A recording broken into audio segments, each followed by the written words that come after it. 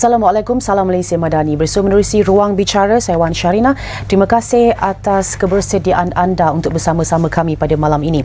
Apabila Perdana Menteri Datuk Seri Anwar Ibrahim pada Julai lalu mengumumkan kerangka ekonomi madani yang asasnya bertujuan untuk mengangkat semula ekonomi Malaysia dan supaya boleh membawa limpahan hasil bagi membolehkan rakyat juga menikmati kehidupan yang lebih berkualiti, beliau turut menamakan 7 penanda aras sebagai sasaran jangka sederhana yang mahu dicapai sebelum tempoh 10 tahun, dan satu daripada 7 itu adalah kadar penyertaan wanita dalam tenaga buruh mencapai 60%, dan sebagai asas kadar penyertaan tenaga buruh wanita menunjukkan peningkatan daripada 55.3% pada tahun 2020 kepada 55.5% pada 2021 dan 55.9% tahun lalu. Dalam kerangka ekonomi madani juga Perdana Menteri turut menyebut berkenaan dengan penekanan terhadap inisiatif ekonomi penjagaan, dan apabila kita bercakap tentang ekonomi penjagaan dan penyertaan wanita dalam sektor pekerjaan, kita sebenarnya bercakap tentang dua jaluran dalam satu spektrum yang sama yang saling berkaitan, dan antara negeri yang terawal dan setakat ini satu-satunya yang menyahut hasrat berkenaan dengan inisiatif ekonomi penjagaan adalah Selangor, dengan wawasan untuk mewujudkan kerangka dan peraturan berkaitan sektor ekonomi penjagaan di negeri tersebut. Jadi kerana itu kita bersama-sama dengan tetamu kita pada malam ini kerana kita mengangkat tajuk memartabat ekonomi penjagaan. Saya ucapkan selamat datang kepada Yang Berhormat Anfal Saari, Exco Pembangunan Wanita dan Kebajikan Masyarakat Negeri Selangor. Terima kasih YB kerana bersama-sama kami. Sama-sama. Ya, YB juga merupakan pengerusi Jawatankuasa Tetap Pemberdayaan Wanita dan Keluarga, Kebajikan Masyarakat dan Ekonomi Penjagaan, K-Ekonomi. Jadi bila kita angkat tajuk ekonomi penjagaan ini, maksudnya ia memang di bawah tanggungjawab YB untuk melihat, memantau, merangka mungkin dan menyaksikan bagaimana ia boleh nanti menyumbang secara amnya kepada negara. Dan kalau kita berikan permulaan terhadap ini terlebih dahulu, kita nak tahu keberadaan wanita pertamanya YB dalam sektor pekerjaan di Selangor. Kalau mungkin boleh YB kongsikan. Okey, terima kasih Wan. Jadi bila kita sebut tentang ekonomi penjagaan, dia berkait rapat dengan majoritinya adalah wanita, kerana wanita terbabit dalam sektor penjagaan ataupun caregiving, yang mana kalau kita lihat dari kadar penyertaan tenaga buruh, wanita di Selangor adalah lebih tinggi daripada kadar yang disebutkan tadi, iaitu 55.9%. Ini kerana mungkin disebabkan di Selangor itu industrinya, ruang political will ataupun perlibatan wanita itu ada satu peluang yang digarap oleh masyarakat, menyebabkan wanita di Selangor lebih tinggi daripada kadar nasional.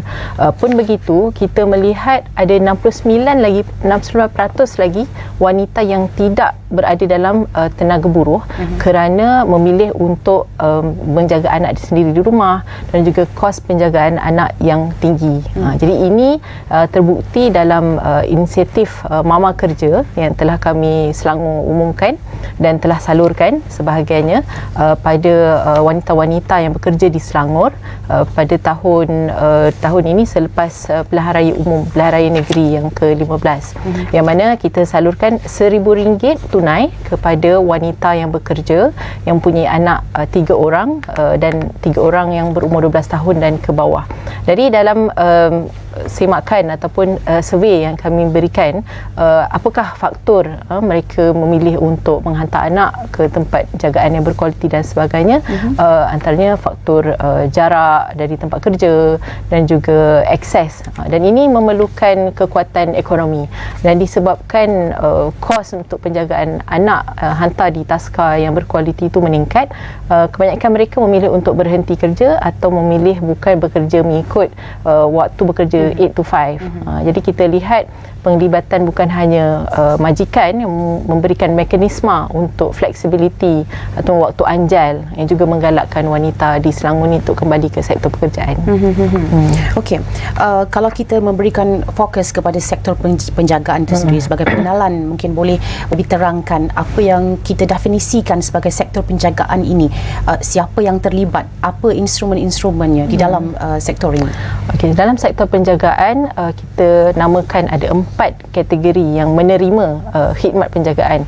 Contohnya sekiranya wanita itu memilih untuk menjadi suri rumah, anak-anak, kanak-kanak itu adalah penerima manfaat. Jadi penjaga boleh jadi pengasuh, suri rumah ataupun guru di taska dan tadika.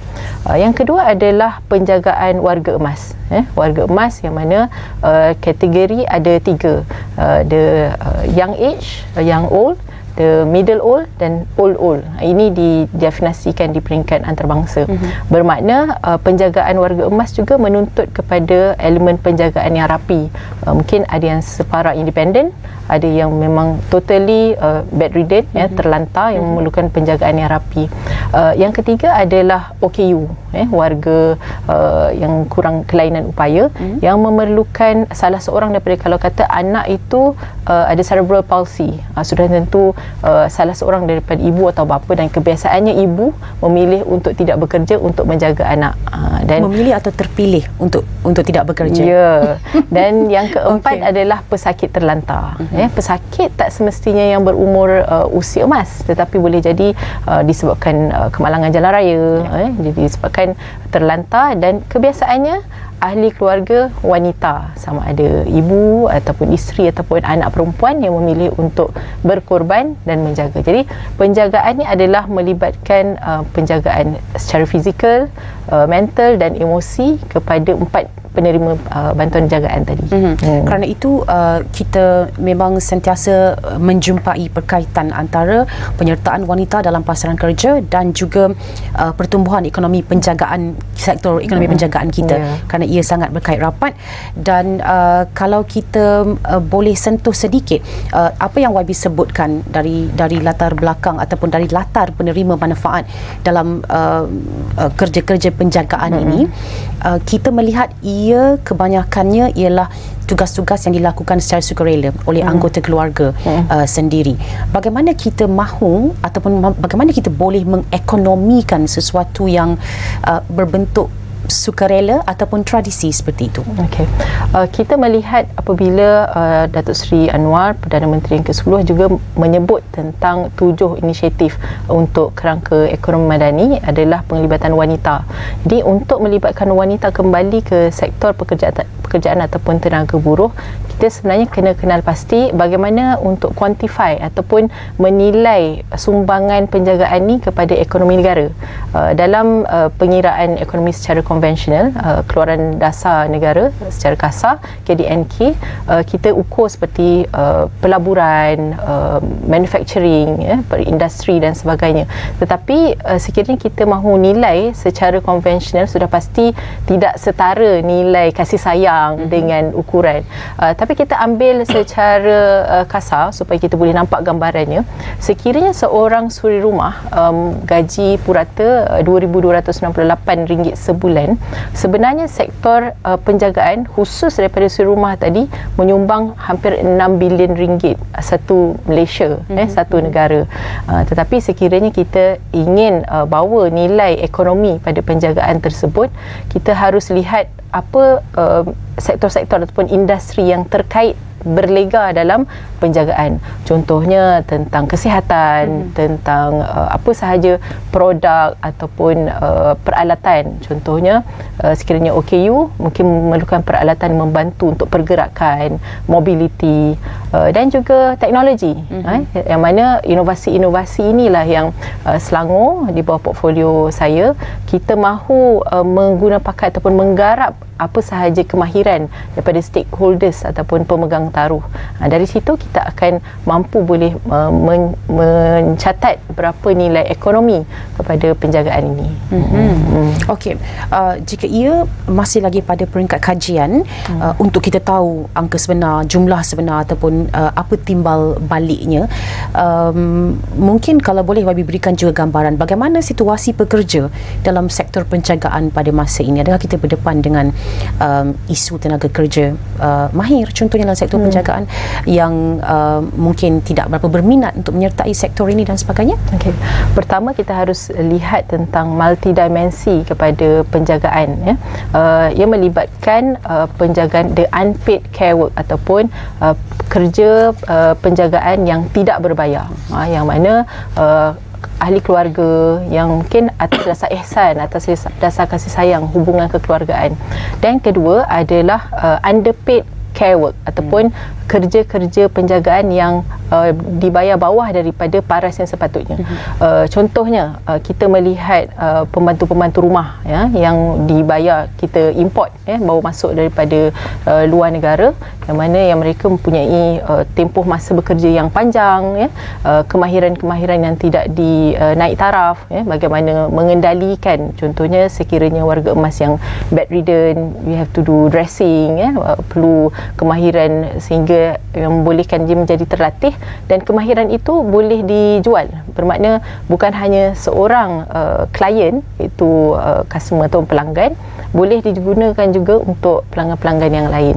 Jadi ada dua perkara yang kita perlu lihat, iaitu pertama tentang tidak berbayar, satu lagi dibayar rendah daripada tahap yang sepatutnya. Jadi sekiranya kita mahu menilai dari segi ekonomi, dua aspek ini kita perlu faham terlebih dahulu, dan dengan itu ekonomi itu boleh dipindahkan daripada hanya tentang belas ihsan ataupun dengan rasa hubung kasih sayang menjadi public goods ataupun komoditi yang boleh didagangkan.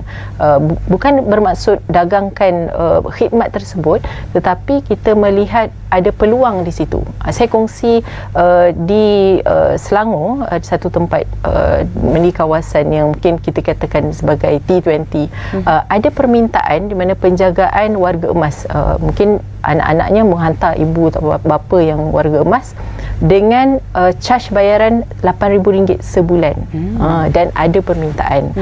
Dan kita melihat juga contoh sebuah anak syarikat kerajaan negeri Selangor, Selgate, juga ada satu kerjasama dengan sebuah pusat penjagaan warga emas yang konsepnya seperti pondok moden, yang mana dihantar ibu bapa dengan syaratnya diperketatkan ada waris yang menghantar, bukannya you're not dumping ibu atau bapa warga emas tersebut, dengan program-program yang tersusun dari segi kesihatannya, program rohani, keagamaan dan sebagainya. Jadi kita melihat masalah boleh berubah menjadi satu peluang perniagaan apabila kita shift, kita beralih daripada hanya hubungan atas asas ihsan dan kekeluargaan tadi kepada satu peluang komoditi ataupun perniagaan, dan akhirnya akan diterjemahkan kepada ekonomi dan menyumbang kepada kadar penyertaan tenaga buruh, khususnya wanita. Okey, sangat menarik apa yang YB sebutkan, kerana kita secara langsung juga menyentuh tentang budaya, tentang mindset kita, dan walaupun itu mungkin yang kita harapkan ada secara menyeluruh di Malaysia, ia mungkin baru segelintir sahaja, mungkin di Selangor, dan melibatkan mungkin satu dua kawasan yang kita jumpa perkara-perkara seperti itu. Tapi kita akan pergi lebih jauh. Cuma sekarang saya ingin menyentuh tentang apabila kita bercakap tentang satu sektor ekonomi yang baru untuk diterokai seperti ini, kita memerlukan satu ekosistem yang mantap dan saling accommodate untuk setiap elemen di dalamnya. Kalau sektor-sektor lain nak dibandingkan, kebanyakannya telah wujud sejak sekian lama. Kita ada dah sistem macam mana nak buat, macam mana nak bekerja dan sebagainya. Tapi untuk ekonomi penjagaan, bagaimana kita boleh bayangkan saiz ekosistem yang kita perlukan, YB? Apa dan siapa yang perlu terlibat untuk menyempurnakan ekosistem ini supaya kita boleh ada satu struktur ekonomi yang betul-betul berkesan? Okey. Dalam Simposium Ekonomi Penjagaan Selangor, dan juga yang terkini adalah Task Working Group, Technical Working Group yang kita laksanakan melibatkan penasihat, konsultan dan juga stakeholders, yang mana kita kenal pasti ada 4 teras utama. Kita tidak lagi berpusat kepada kerajaan sahaja sebagai penyelesai segala masalah rakyat, tetapi kita mahu kongsi tanggungjawab, share responsibility, dan punya 4 teras. Itu pertama kerajaan, yang kedua adalah pasaran, itu corporate, yang ketiga adalah masyarakat, community, dan yang keempat adalah keluarga itu sendiri. Bermakna kalau sebelum ni kita melihat kalau kata di bawah Jabatan Kebajikan Masyarakat ada rumah kenangan di Ceras, dan ada pusat tertentu yang mana tak mungkin mencukupi untuk memenuhi keperluan masyarakat setempat. private, tapi kita lebar luaskan kepada sektor korporat ataupun sektor swasta. Dan juga dari segi elemen kekeluargaan itu, kita mahu kongsi bersama dengan komuniti. Jadi apa yang kami sedang laksanakan, kita sedang kerangka ataupun blueprint ini untuk kita lancarkan sekitar Jun 2024 nanti, yang mana kita akan libatkan dengan pihak berkuasa tempatan, agensi-agensi kerajaan, pihak berwajib dan sebagainya untuk membina ekosistem yang dinamik. Dan antara misi ekonomi penjagaan Selangor ini adalah negeri Selangor menjadi negeri yang progresif, memenuhi dalam rancangan Selangor pertama, mempunyai ekosistem yang dinamik, berprinsipkan masyarakat penyayang. Itu adalah kata kunci, dan juga sinergi dengan pelbagai pihak. Kita bukan hanya mahu berpaksi kepada kerajaan, tapi sinergi ini yang akan memungkinkan menggalakkan ataupun stimulate kepada ekonomi-ekonomi yang mana social enterprise, syarikat-syarikat swasta melihat ini adalah satu peluang ekonomi yang baik. Itu istimewa kerana bila kita bercakap tentang ekonomi penjagaan, kita juga sedang bercakap tentang sesuatu yang berasaskan kepada kasih sayang. Ekonomi kasih sayang sebenarnya, dan YB juga menyebut tadi antara matlamatnya ialah untuk mewujudkan masyarakat yang berkasih sayang, yang mempunyai kasih sayang yang tinggi. Bagaimana kita mahu mengukur perkara itu? Bagaimana kita mahu mengukur masyarakat kita sudah ada tahap ataupun kesedaran kepada kasih sayang yang cukup? Kerana ia bukan figura, ia bukan angka, ia sesuatu yang tersembunyi. Macam mana kerajaan negeri menetapkan penanda aras ataupun pengukurnya? Okey, mungkin mudah supaya saya beri gambaran. Contoh pihak berkuasa tempatan, kita mahu ada satu garis panduan yang seragam untuk memudahkan mana-mana syarikat swasta yang ingin menubuhkan rumah perlindungan ataupun pusat aktiviti warga emas ataupun untuk OKU, yang mana dengan dasar penyayang itu, mereka akan memudah carakan supaya proses itu akan berlaku dengan cepat. Apa yang berlaku ini dibangkit dalam sidang Dewan pada November yang lalu, di mana persoalan tentang ada satu kes di Kota Damansara, seorang bayi yang baru lepas pantang, maknya hantar di pusat asuhan 2 bulan, baru sehari dan meninggal disebabkan kecuaian pengasuh. Jadi apabila kita semak semula, memang Jabatan Kebajikan Masyarakat sedang melakukan operasi bersepadu untuk memutihkan semua taska-taska yang tidak berdaftar. Antara sebabnya, faktornya adalah syarat pematuhan yang ketat oleh pihak berkuasa tempatan, seperti bomba, kebenaran merancang bangunan dan sebagainya. Pun begitu, walaupun kita menjaga keselamatan, saya kira atas dasar ihsan dan masyarakat penyayang itu, kita mahu pihak berkuasa tempatan memudah carakan supaya syarikat-syarikat yang mahu membuka rumah-rumah untuk kemudahan penjagaan warga emas ataupun OKU tadi dapat dipercepatkan dan juga mematuhi syarat dari segi keselamatan dan sebagainya. Itu satu contoh. Bermakna dari segi kerajaan, kita mahu facilitate proses tersebut, menggalakkan syarikat-syarikat swasta boleh beroperasi dengan patuh syarat dan juga boleh memberi manfaat kepada yang dijaga. Yang dijaga bermaksud warga emas ataupun OKU dan sebagainya. Itu satu contoh. Maknanya ekosistem itu tetap ada, dinamik, dan atas dasar ihsan, mereka tidak melihat sebagai okey, pandai-pandailah ahli keluarga uruskan sendiri. Kerana kita harus ingat kadar penyertaan tenaga buruh masih di tahap yang rendah, khususnya pada wanita. Sekiranya kita mahu memberikan ruang untuk wanita terlibat dalam penyertaan tenaga buruh, inilah bentuk ekosistem yang kita perlu sediakan.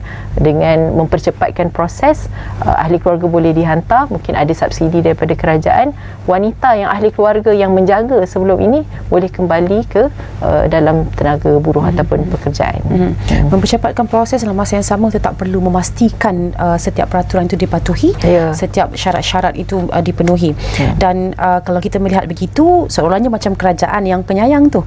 Kalau kita nak kata masyarakat yang kita mahu wujudkan itu masyarakat yang penyayang, yang tidak perlu kerana peraturan, kerana denda, kerana saman, kerana hukuman, mereka tahu tanggungjawab yang betul. Kerana sekali lagi kita kembali kepada ekonomi penjagaan yang berasaskan kepada kasih sayang. Selama beratus tahun ia dilakukan hanya kerana kasih sayang. Kali ini ia mungkin perlu dilakukan untuk memantapkan, untuk memperkasakan satu sistem ekonomi, tapi tetap kasih sayang itu perlu ada di situ. Kita akan sambung sebentar lagi, YB. Kita akan berhenti rehat seketika. Kita kembali semula malam ini. Kita mengangkat tajuk berkenaan dengan martabat ekonomi penjagaan bersama-sama dengan Yang Berhormat Anfal Sari, Exco Pembangunan Wanita dan Kebajikan Masyarakat Selangor. Kembali selepas ini.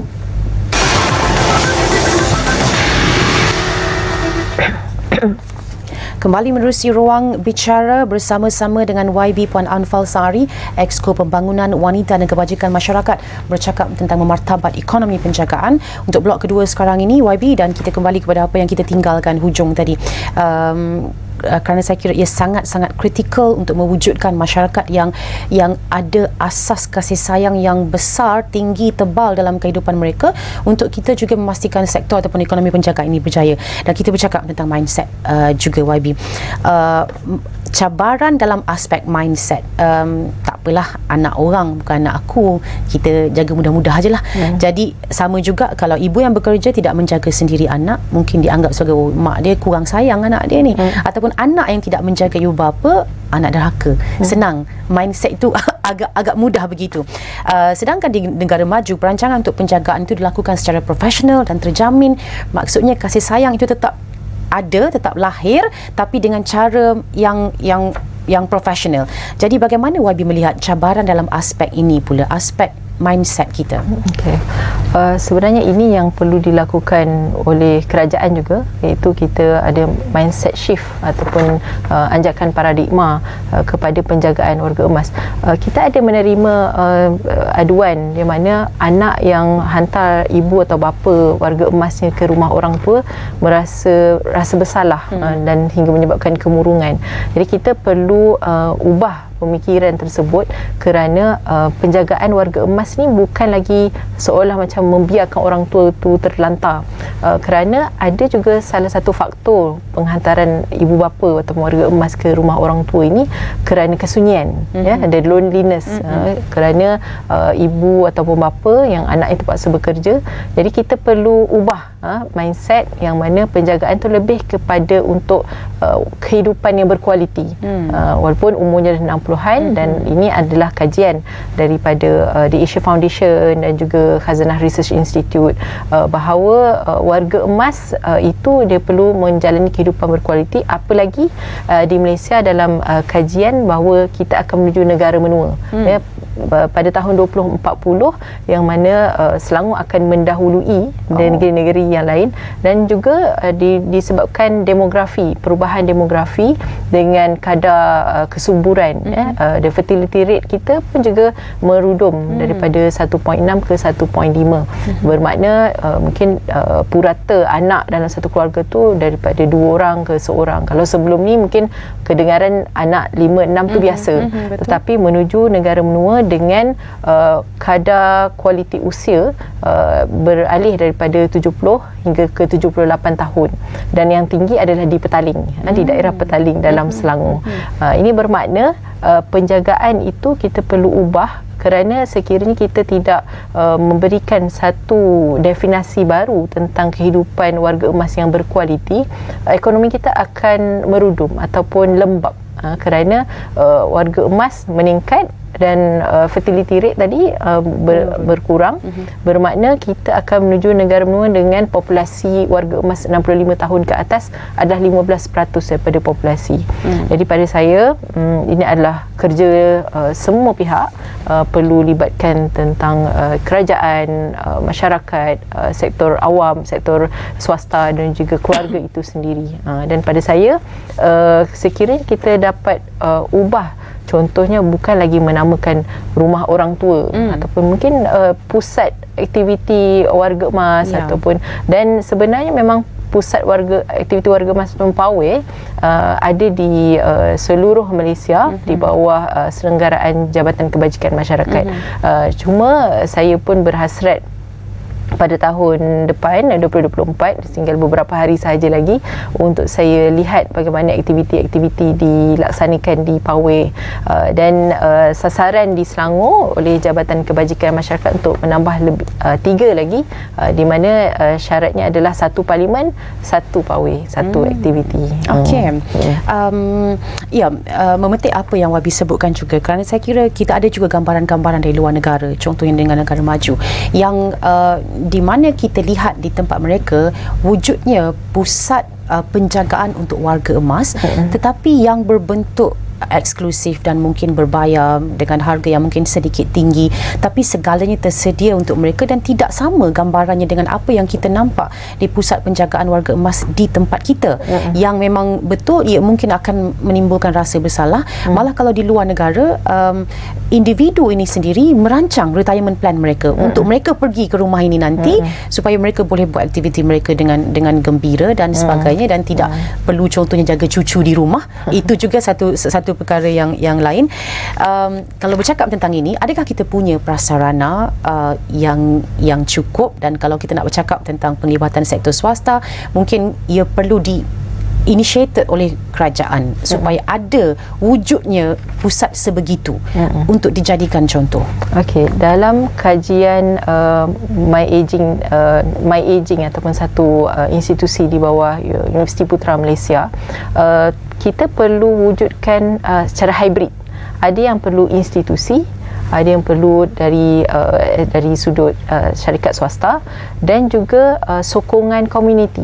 Kerana sekiranya kita wujudkan dalam bentuk institusi, mungkin jaraknya jauh daripada lokasi warga emas tersebut, dan dia perlu hybrid. Maknanya ada yang bersifat hantar jagaan, macam hantar anak ke taska lah, pagi hantar, petang ambil. Dan ada juga berada di rumah tetapi ada penjaga yang datang ke rumah untuk buat aktiviti. Dan ini kita perlu ada gabung jalin dengan teknologi, the assisted technology, yang mana untuk memantau, mungkin anak-anak yang bekerja tadi boleh pantau sekiranya ibu bapa yang berada di rumah, mungkin dengan smart teknologi, smart home, untuk komunikasi antara warga emas tersebut dengan ahli keluarga. Dan saya melihat peluang prasarana ini, kita perlu libatkan juga peluang dengan syarikat swasta ataupun pasaran terbuka ini untuk mewujudkan peluang-peluang perniagaan.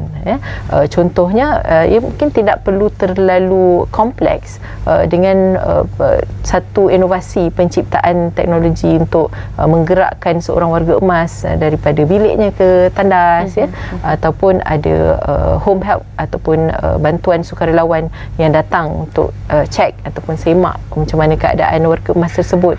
Jadi yang kita perlu perkukuhkan adalah prasarana yang sedia ada dari pihak kerajaan, mungkin daripada Jabatan Kebajikan Masyarakat, dan juga kita beri satu ransangan ekonomi kepada pasaran terbuka untuk mewujudkan, mungkin sekarang kita sebut tentang ESG, the Environmental, Societal and Government, ESG, governance, untuk tata kelola yang lebih baik, supaya dengan scoring tersebut memberikan peluang untuk syarikat-syarikat korporat ini memasukkan elemen kasih sayang tadi, CSR mungkin, dan elemen governance dengan hubungan dengan masyarakat, itu menyebabkan kita ada kerjasama yang baik antara kerajaan dan juga swasta. Okey, kalau kita bercakap tentang isu keyakinan kepada industri penjagaan oleh masyarakat, kepada sektor penjagaan yang mana ekonominya kita nak lonjakkan ini, saya kira kes-kes seperti yang Wabi sebutkan tadi, ia menyebabkan tahap keyakinan itu tidak berapa bagus untuk pemain-pemain industri sektor penjagaan. Mungkin dari sudut kerajaan, dari sisi kerajaan telah pun mencuba untuk menyediakan segala yang perlu untuk memudahkan mungkin pendaftaran baru, pembinaan tempat-tempat baru dan sebagainya. Tapi isunya ialah antara pengguna dan juga pemain industri. Leniency yang mungkin kita kadang-kadang tak berapa jumpa, jadi kita rasa takut nak hantar anak, takut. Belum lagi kita bercakap tentang mungkin kemudahan penjagaan anak yang economical itu sangat-sangat kurang sekarang. Kos pendidikan awal yang menelan jumlah yang sangat tinggi, dan juga tadi Wabi pun sebut juga kesukaran untuk mendapatkan pendidikan awal, pusat-pusat penjagaan untuk kanak-kanak OKU dengan kemahiran yang betul. Kita sendiri kurang yakin kepada industri itu.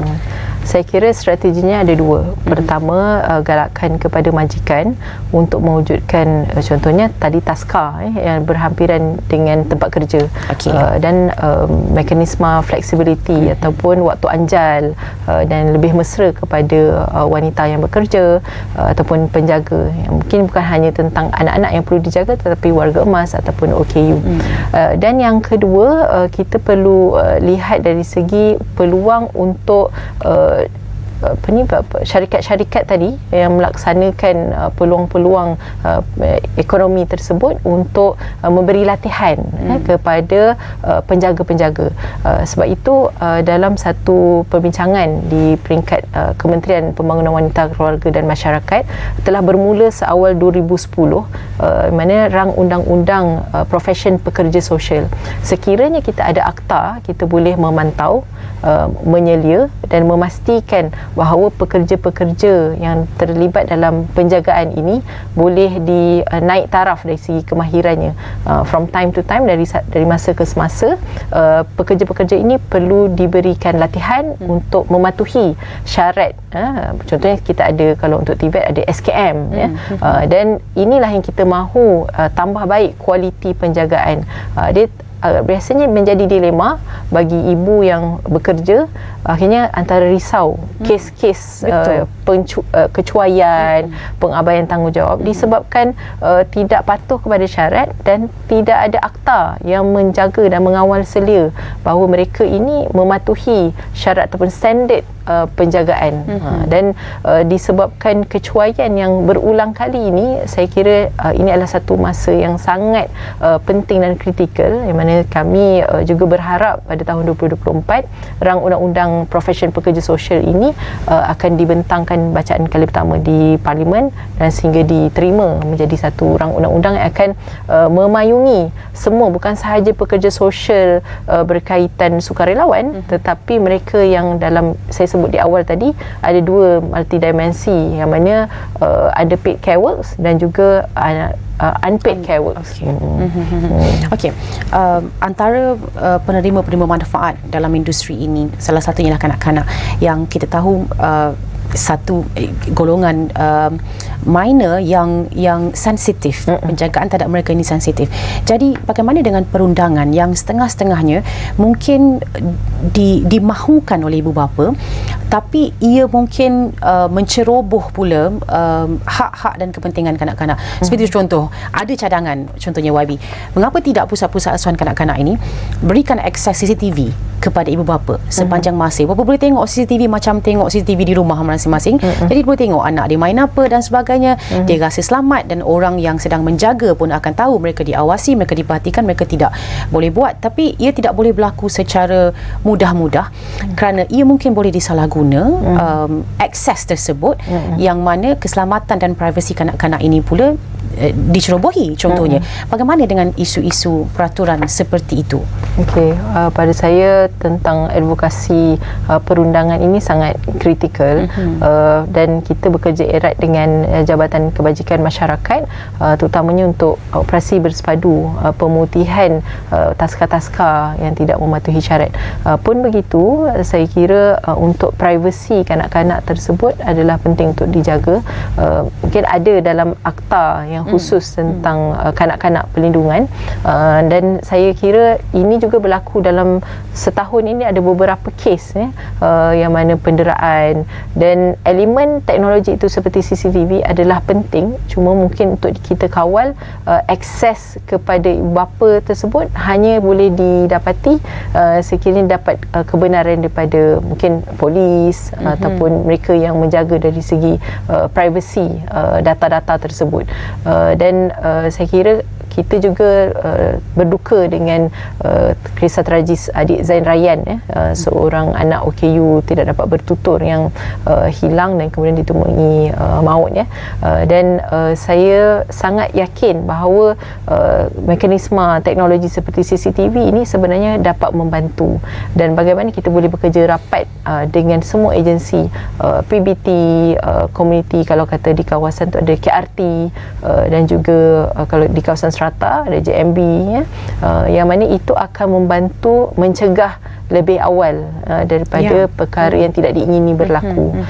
Dan sudah tentu maklumat tersebut bukan untuk tujuan viral, untuk hanya mendapat viewership yang tinggi di konten media sosial dan sebagainya. Dan elemen perundangan perlu kita perketatkan, dan enforcement ataupun penguatkuasaan kepada pematuhan tersebut yang kita perlu laksanakan di pihak kerajaan. Ya. Dan kita bercakap tentang masyarakat penyayang tadi. Adakah konsep masyarakat penyayang ini juga termasuk dengan jiran-jiran yang mengambil tahu, orang ramai yang sekadar melihat ada kanak-kanak yang mungkin berjalan bersendirian tanpa penjaga dan mereka merasa cukup concern untuk bertanya dan mungkin mencari macam mana bantuan boleh diberikan dan sebagainya, dan tanpa dilabel sebagai jaga tepi kain orang ataupun jangan campur, ini hal anak saya biar saya uruskan, perkara-perkara seperti itu yang sering menghantui masyarakat kita. Pada saya peribahasa jangan jaga tepi kain orang itu tidak relevan, valid lagi. Tidak valid kerana kalau kita lihat sekiranya kita ambil tindakan lebih awal, mungkin kecuaian ataupun kemalangan maut ataupun jiwa boleh dicegah. Dan pada saya caknanya masyarakat, terutama jiran sebelah, kawasan setaman, sekampung, itu boleh lakukan. Kita bagi contoh, ada satu, tak ingat saya berita itu tahun tahun lalu, jiran dengar anak itu menangis tapi tak terdetik untuk pergi bertanya. Sekiranya tuan rumah ataupun ibu ataupun bapa mungkin menyembunyikan sesuatu, mereka boleh pergi ke pihak berwajib, kepada polis ataupun pihak yang mempunyai autoriti untuk menggunakan kuasa untuk menyimak apa yang berlaku. Jadi pada saya, elemen masyarakat penyayang bukan tentang sibuk hal tepi kain orang, tetapi lebih kepada kita prihatin untuk mengelakkan kejadian yang tidak diingini berlaku.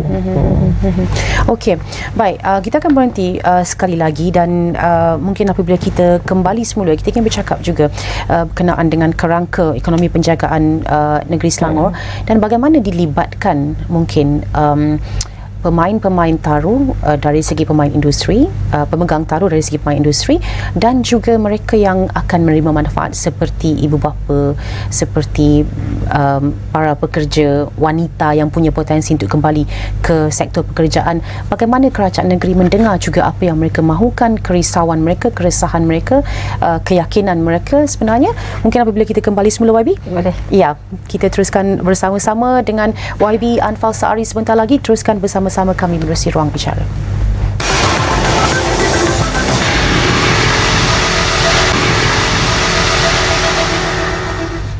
Kembali menerusi Ruang Bicara, memartabat ekonomi penjagaan bersama-sama dengan YB Anfal Saari, Exco Pembangunan Wanita dan Kebajikan Masyarakat Negeri Selangor, yang juga merupakan pengerusi Jawatankuasa Tetap Pemberdayaan Wanita dan Keluarga, Kebajikan Masyarakat dan Ekonomi Penjagaan ataupun K-Ekonomi untuk Negeri Selangor. Baik, YB, kalau kita bercakap tentang ini, bagaimana kerajaan negeri merancang untuk melibatkan pelbagai pihak untuk pelaksanaan dasar ekonomi penjagaan ini? Okey, saya kongsikan, kita telah menggariskan 5 teras.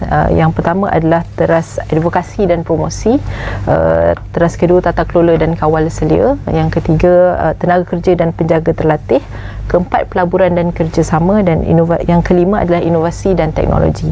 Apabila kita melaksanakan simposium ekonomi penjagaan Selangor pada 30 dan 31 Oktober yang lalu, kita mendapati bahawa sebenarnya terdapat pelbagai inisiatif yang telah dilaksanakan tapi secara terpisah-pisah. Contohnya ada NGO, sukarelawan yang melaksanakan program khususnya untuk membantu warga emas, OKU ataupun taska-taska Dan ini yang kita perlu selaraskan, yang mana advokasi dan promosi sebagai contohnya mengenal pasti kepentingan dan keadaan semasa, ekonomi penjagaan. Sudah tentu 4 segmen ni adalah segmen yang besar, tetapi sekiranya kita boleh selaraskan bahawa di situ ada peluang untuk ekonomi. Dan contohnya yang kedua, teras kedua tentang tata kelola dan kawal selia. Jadi kerajaan negeri berhasrat untuk memenuhi keperluan ibu bapa, khusus kalau kata taska tadi, syarat daripada PBT, pihak berkuasa tempatan. Mungkin kita dalam perancangan untuk melaksanakan satu website yang boleh diakses oleh ibu bapa untuk melihat dalam kawasan tempat tinggal yang berhampiran untuk hantar anak-anak ke taska, adakah taska ini berdaftar dan patuh dengan syarat JKM atau diperakusah oleh JKM. Sekiranya tidak, ia mengambil risiko sendiri. Dan juga saya boleh kongsikan ada beberapa inisiatif yang Kerajaan Negeri Selangor telah laksanakan. Sebagai contoh, program Tunas, program Asuh Pintar, yang mana kita berikan subsidi kepada kelompok yang berpendapatan 3,000 ke bawah dan juga 5,000 ke bawah untuk hantar anak ke taska dan juga tadika dengan insentif RM100 sebulan yang kita bayar terus kepada taska dan tadika yang berdaftar. Dan ini memberi manfaat RM1,200 setahun untuk anak tersebut dan memberi sokongan kepada ibu dan bapa yang bekerja. Dan yang ketiga, kita mahu melihat contohnya tenaga kerja dan penjaga terlatih seperti yang saya sebut awal tadi, bahawa kita perlu ada accreditation ataupun syarikat-syarikat kerjasama dengan mereka yang melatih, contohnya perkhidmatan kejururawatan, nursing, yang mana peluang mereka yang bekerja secara rasmi di hospital tapi luar waktu kerja boleh memberi khidmat kepada mereka yang berada di rumah, di ruang-ruang privasi sendiri, yang mana untuk ada peluang untuk mendapat pendapatan tambahan dengan kita memberikan latihan-latihan dan memenuhi syarat. Dan masyarakat kita juga perlu tahu dan tanya kepada adakah awak mempunyai latihan sekian-sekian, dan itu melibatkan seperti yang kita bincang awal tadi tentang masyarakat penyayang. Kita bukan sahaja protektif kepada yang dijaga tetapi juga penjaga, kerana dengan ada kemahiran tersebut, mereka ini telah dipenuhi dengan kemahiran dan juga punyai pengetahuan yang profesional kepada proses penjagaan. Dan yang keempat, saya kira tentang pelaburan dan kerjasama. Kerajaan memainkan peranan untuk memberi rangsangan kepada syarikat-syarikat, contohnya dalam pengumpulan data. Apa yang kita perlu perkemaskan adalah pemetaan sosial, yang mana mungkin kita menggunakan di PBT ada GIS, satu pemetaan di mana ada pendaftaran taska, rumah orang tua, rumah penjagaan untuk anak-anak OKU, pusat intervensi kepada anak-anak yang kurang upaya dan sebagainya. Dan ini boleh disenaraikan dalam satu website ataupun laman web yang mana boleh kita kerjasama dengan PBT dan orang awam. Dan ini adalah peluang pelaburan yang sangat baik dan kerjasama yang sangat erat yang kita perlu laksanakan demi mencapai Selangor sebagai negeri progresif tadi, dan juga menggunakan elemen masyarakat penyayang. Dan yang kelima, teras yang kita laksanakan insyaAllah dalam kerangka ini adalah inovasi dan teknologi, yang mana penggunaan teknologi kita perlu ambil kira untuk memudah carakan. Baru ini dalam minggu lalu saya temui di satu Facebook group yang mana ini adalah satu model yang walaupun tidak diperkemaskan dalam pendaftaran syarikat dan sebagainya, dia menggunakan nama teman.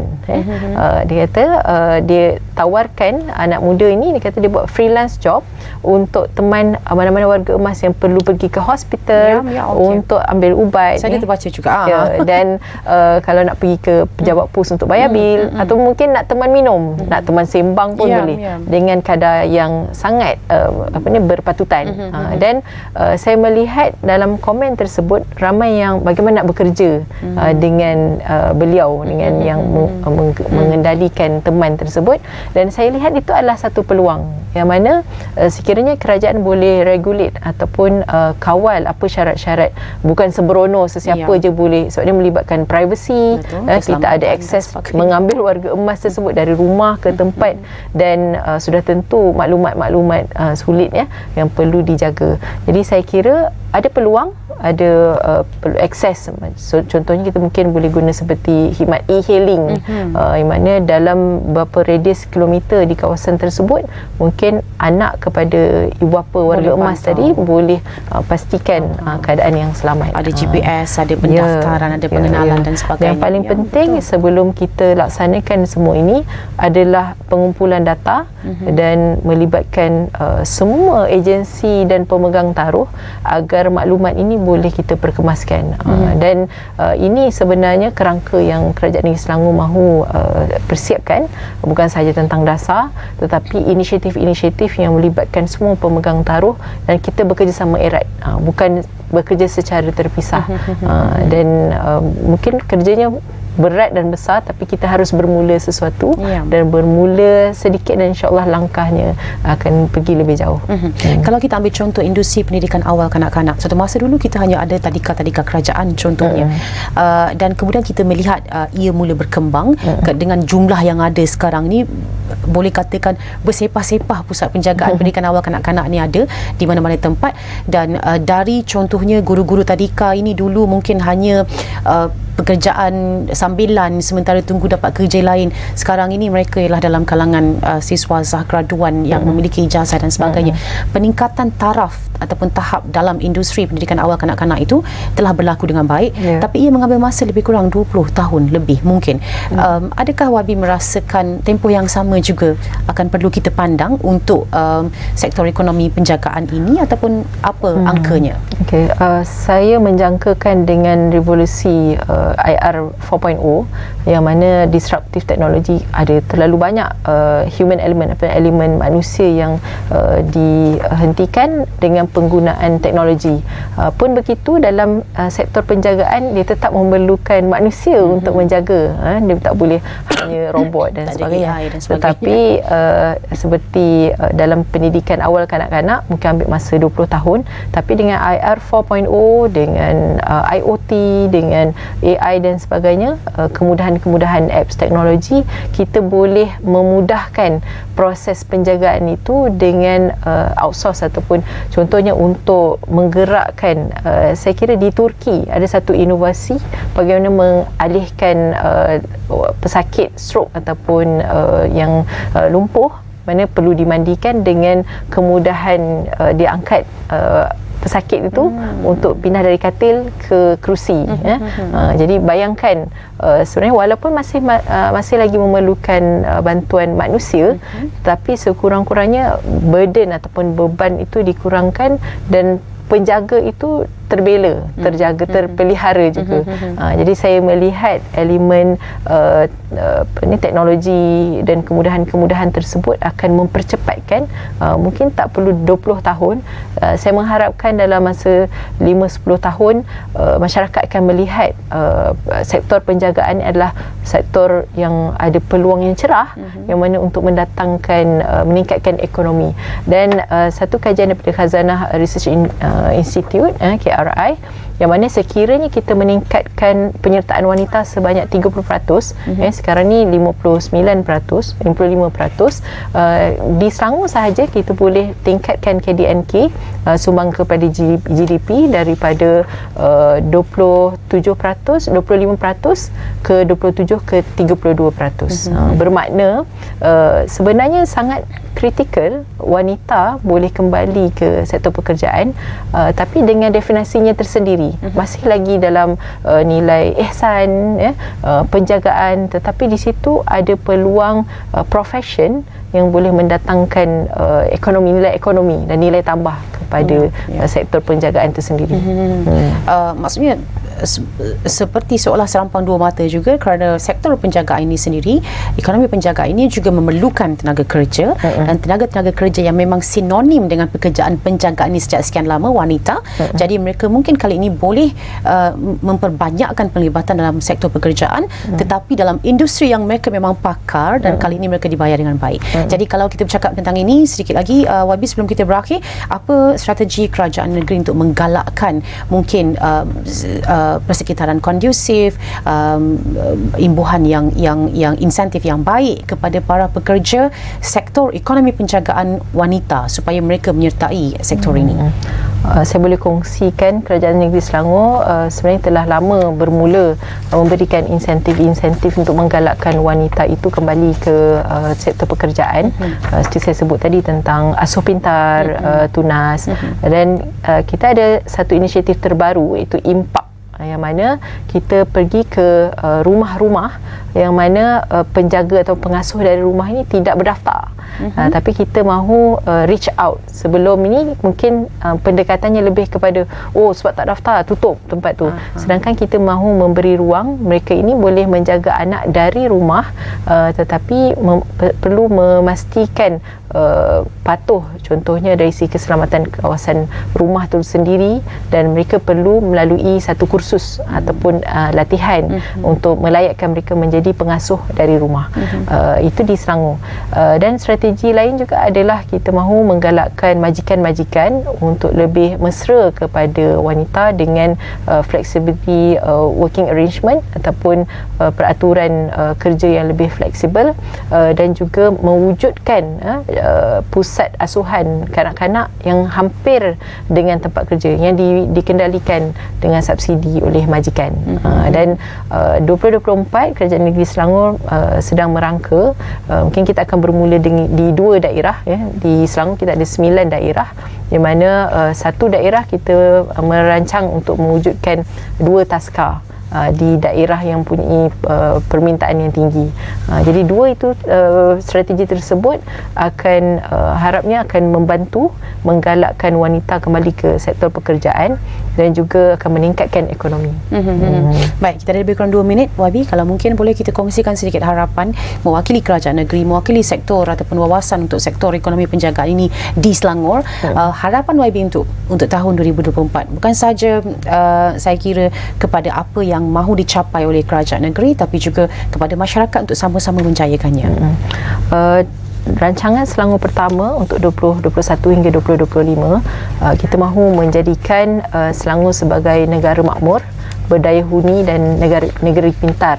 Jadi Selangor dengan mengambil kira dari aspek inklusiviti sosial, meletakkan penekanan bahawa kita bukan hanya mahu menjadi negeri yang makmur, progresif, tetapi tetap menekankan inklusiviti sosial yang mana masyarakat penyayang tidak diketepikan. Nilai-nilai itu tetap dijaga dengan utuh, dan saya berharap pada tahun 2024 ini kes-kes yang sangat mendukacitakan kita semua tidak berlaku ataupun boleh diminimalkan dengan inisiatif-inisiatif yang kita boleh laksanakan. Dan sebenarnya apabila kita memberikan perhatian kepada aspek sosial, kita memberikan satu nilai aminah ataupun rasa tenang. Bila kita masuk negeri yang maju tetapi mungkin keluarganya berantakan, masuk rumah tidak rasa tenang, itu juga adalah satu malapetaka pada saya. Jadi kita bukan hanya mahu negara diukur dengan wang ringgit, the ringgit and cents, tetapi juga dari segi ketenangan yang mana terdapat dijual beli ataupun diganti dengan sesuatu apa pun di dunia ini. Jadi pada saya untuk 2024, untuk semua mungkin yang menjaga dan juga yang dijaga, semuanya terbela. Dan negeri Selangor menjadi satu negeri yang progresif dan seimbang untuk semua. Okey. Kita ucapkan selamat berjaya kepada Selangor untuk mencapai apa yang dihasratkan sebagai pendahulu, juga seperti mana dalam banyak perkara yang lain. Baik, terima kasih YB kita ucapkan. YB Anfal Sari, Exco Pembangunan Wanita dan Kebajikan Masyarakat Negeri Selangor, bersama-sama kita pada malam ini bercakap tentang memartabat ekonomi penjagaan. Terima kasih untuk anda juga yang setia bersama-sama kami di Ruang Bicara. Berakhir di sini, saya Wan Syarina dalam kesibukan kita bercakap tentang isu-isu yang melanda kita. Sentiasa kita kita ingat tentang perjuangan rakan-rakan saudara kita di Palestin dari sungai ke segara, Palestin pasti merdeka. Jumpa lagi.